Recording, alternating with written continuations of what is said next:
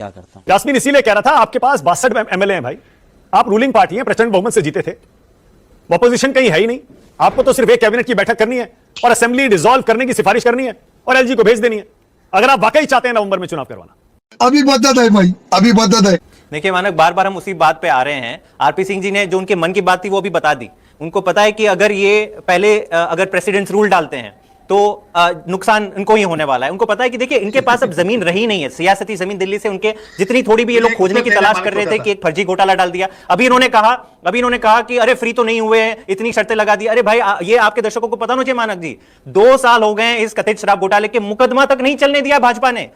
ये बड़ी अच्छी बात कही आप। मुकदमा करने से ही एतरा रहे हैं, अभी तक केवल बेल और जेल का ही खेल चल रहा है। उनकी हिम्मत नहीं है कि मुकदमा या ट्रायल शुरू हो जाए, क्योंकि ट्रायल अगर शुरू होगा तो पूरी चीज बाहर निकल के आएगी, बाइज्जत बरी भी हो जाएंगे। तो इसलिए मैं कहता हूं कि आज ये डिसीजन हो जाए, दिल्ली की जनता आप तय करे, क्योंकि कोर्ट सबसे ज्यादा जो रिलीफ दे सकती थी उसने दे दी। आप बात तो सही है।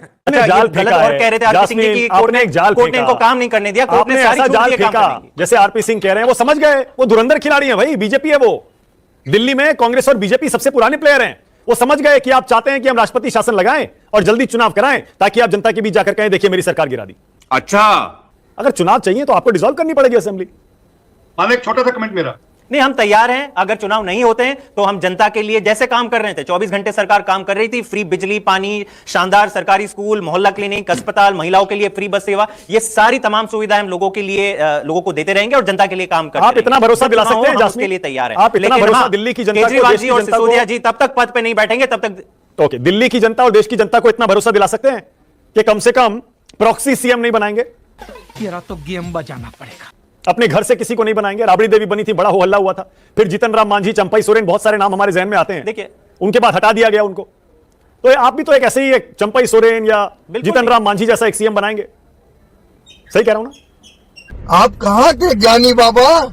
मानक जी, मेरे ख्याल से किसी भी पूर्व मुख्यमंत्री के ऊपर हमें ऐसे आरोप नहीं लगाने चाहिए कि वो यूजलेस थे, वो पपेट थे। जो भी था वो पार्टी का डिसीजन था, और लोकतंत्र के अंदर पार्टी का विधायक दल तय करता है कि कौन मुख्यमंत्री बनेगा नहीं बनेगा। मैं निश्चिंत कर लूं आपके लोगों को कि जो भी मुख्यमंत्री बनेगा बढ़िया काम करेगा, इंटेग्रिटी वाला व्यक्ति होगा और जनता की सेवा निरंतर करता रहेगा। जैसे केजरीवाल जी ने पिछले 10 साल जनता के लिए जो क्रांतिकारी काम किए हैं वो काम जारी रहेगा। क्या बात है सर, क्या बात है सर। मेरा सिर्फ एक ऑब्जर्वेशन, क्योंकि आप आम आदमी पार्टी के सिर्फ प्रवक्ता नहीं है, आप एक उनकी केजरीवाल जी की कोर टीम का हिस्सा भी हैं, आपको सारी अंदर की बातें पता होती हैं। आपकी बातों से विजय जी मुझे तो ऐसा लग रहा है कि जास्मीन शाह को पता है कौन सीएम बनने वाला है, इसलिए वो भरोसा दे रहे हैं कि देखिए मैं आपको भरोसा दिला रहा हूं, जो भी होगा वो इंटेग्रिटी से काम करेगा, अच्छा आदमी होगा, बढ़िया काम करेगा। ऑलराइट, ठीक है, लेकिन मुझे पता है, मैं चाहता भी नहीं, मैं पूछूंगा भी नहीं कौन बनेगा। आरपी सिंह जी जल्दी से कमेंट करिए, फिर आगे जा रहा हूं। छोटी सी इन्होंने कहा कि दिल्ली की जनता क्या करेगी, मैं ईमानदार हूं या मैं बेईमान। अरे दिल्ली की जनता ने भी हाल में कैसे आप कह कर आए थे मुझे जेल की सलाखों से बाहर निकाल दो अगर आप मुझे वोट दो। दिल्ली जनता ने नकार दिया और फिर नकारेगी, क्योंकि दिल्ली की जनता ने देखा किस प्रकार से बिजली की, पानी की कितनी किल्लत थी, बूंद बूंद पानी को तरसी है दिल्ली, सीवर को अंदर 3 बच्चे मर गए। ओके, अरे झूठ बोल रहा है, ये झूठ बोल रहा है।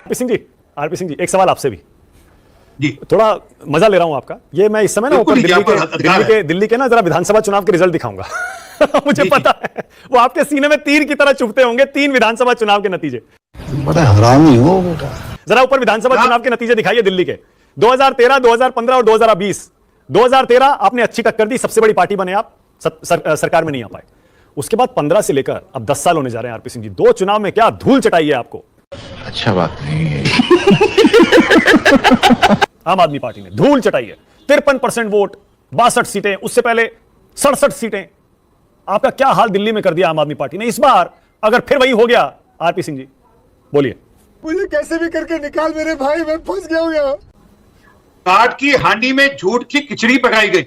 मैंने कहा ना, दिल्ली की जनता भी भूली नहीं। आपने स्टोरीज की है, दिल्ली की जनता बूंद बूंद पानी को तरस रही थी, टैंकर आ रहे थे, जा रहे थे, फिर सीवर के अंदर 3 बच्चों की हत्या हो गई, आपने स्टोरी की। जरा अप्रैल का जस्टिस मनोहर जो चीफ जस्टिस है, एक्टिंग चीफ जस्टिस दिल्ली के, उनका बयान सुन लीजिए, उनका ऑब्जर्वेशन सुन लीजिए कि दिल्ली के अंदर पढ़ाई की व्यवस्था, यहाँ पर जो